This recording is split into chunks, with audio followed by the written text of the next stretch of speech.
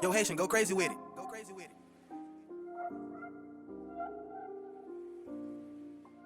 Woods.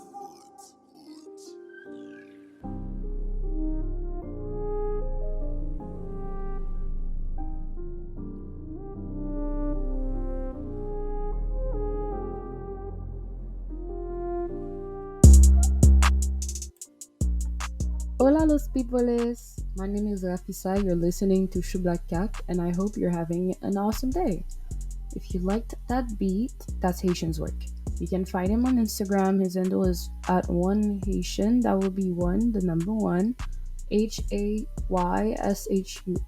Today's episode is titled The Day of the Dead, let me show you why.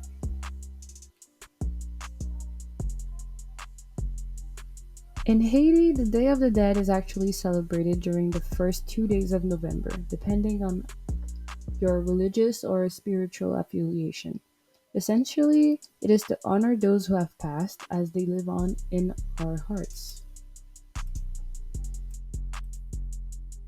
In 2009, I moved from Canada to Haiti. I said goodbye to my old reality and hello to a new tropical environment. I didn't have much expectations except for the fact that I was eager to actually live with my dad. He's a surgeon, so he hadn't left Haiti with my mom and I when I was 3. Now the family would be reunited, my parents, my siblings, and I. I left in June, and my mom enrolled me in a summer camp where kids were obsessed with soccer and card games. I was not. Chez Madame Lebrun. I learned to swim amongst other things. The difficult part was fitting in. My Creole wasn't that good. I wrote it better than I spoke it.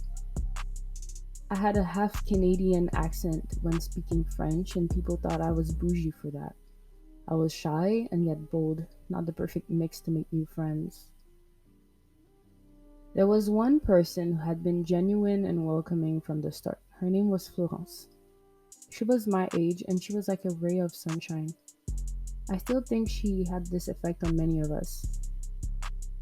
She made me feel like being different was special. She helped me feel like I belonged and gave me pointers for the upcoming school year. Now, when you're 8 in 2009, there weren't many ways to stay in contact with people you left.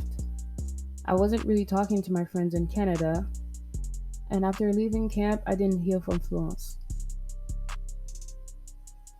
But her advice paid off, as I would think of her and what she shared with me when I felt alone.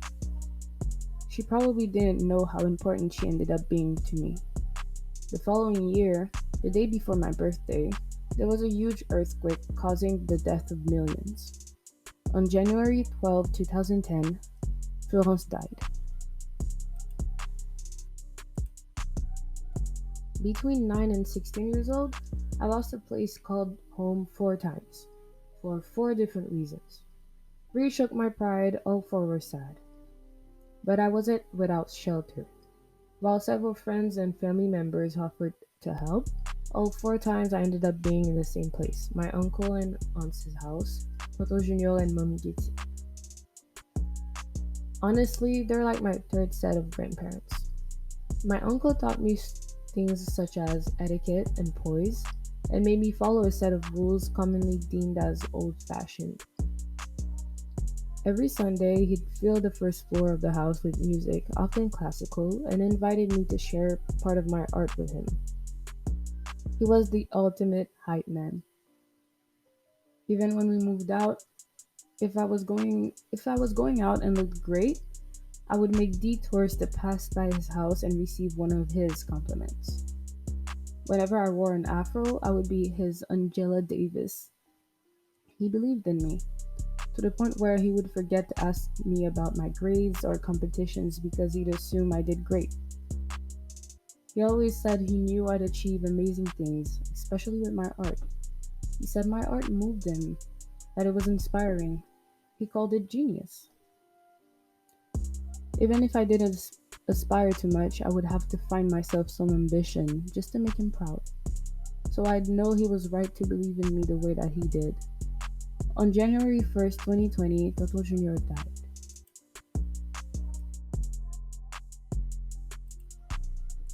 I could go on. I lost a few people I cared deeply for. If there is one thing they would agree on, dead or alive, is that we cannot put our lives on pause because of death. Imagine if people who died could know what we, the living, are up to. So these people who have lost a chance to live on would observe you not living, not accomplishing what you wanted to get done, not going after what you told them you would seek. Loss is difficult. It doesn't really get easier. But I believe we should try to focus on the things they taught us. They had a role in our lives. Destiny or not, their presence had a purpose.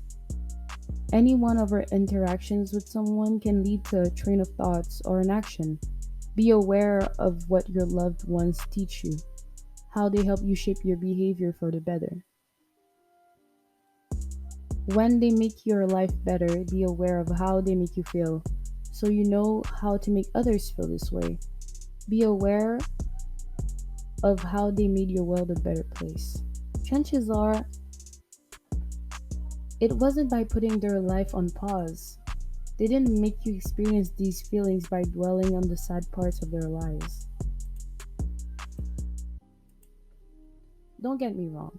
It's important to take the time to cry and be sad. It's important to be able to acknowledge their absence and let ourselves be vulnerable enough to see how it affects us. But they wouldn't want you to let go of everything. They would want you to keep fighting, even if their death felt unfair. Since when has there been fairness in death anyway? Lastly, be aware of how you impact the lives of those around you, not just for how you will be remembered. Maybe they'll have to go before you, and then you wouldn't want to regret not being present in a given relationship. If you lost someone important to you, especially in 2020, may they rest in peace. Remember that they would want you to keep fighting. And if they weren't particularly optimistic, then remember that they loved you. When you love someone, you want them to move forward in their lives and achieve great things. Happy Day of the Dead in advance. When, ironically, you celebrate life, not death.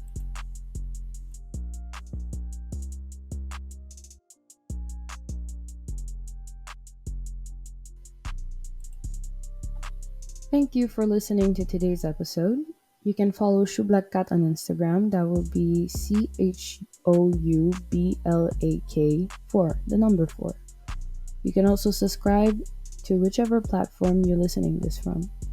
I'm an artist and you'll find my work on Instagram. My handle is at Rafisarelo. That will be RAFISARELO. Have a blessed day. Ciao, ciao, bye bye.